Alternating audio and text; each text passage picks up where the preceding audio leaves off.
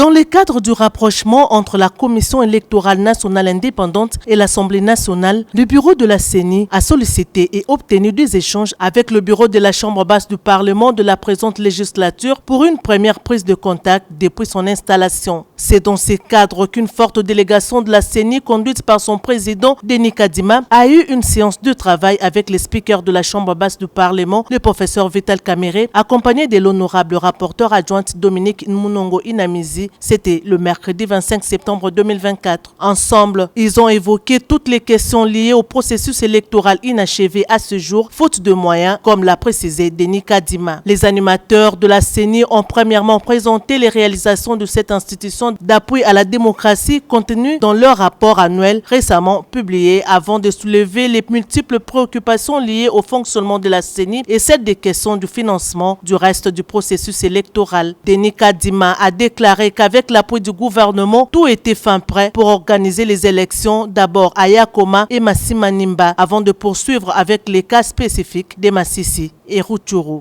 Oui, c'était une visite de courtoisie. Vous savez que la CENI est l'émanation de l'Assemblée nationale. Maintenant qu'il y a une nouvelle équipe, il fallait bien qu'on vienne pour faire le point. D'autant plus que nous sommes à mi-parcours depuis que nous avons commencé. On est vraiment au milieu de notre mandat. Il fallait venir faire le point sur le processus électoral, mais aussi sur toutes les questions pendantes. Il fallait en discuter et c'est ce qu'on a fait. Le président de l'Assemblée nationale a tenu à préciser que le cas des conseillers communaux évolue bien au niveau du gouvernement pour leur prise en charge, mais qu'il est important que la CENI puisse avoir les moyens pour parachever le reste du processus afin de lever l'équivoque de la dichotomie observée actuellement dans différentes municipalités.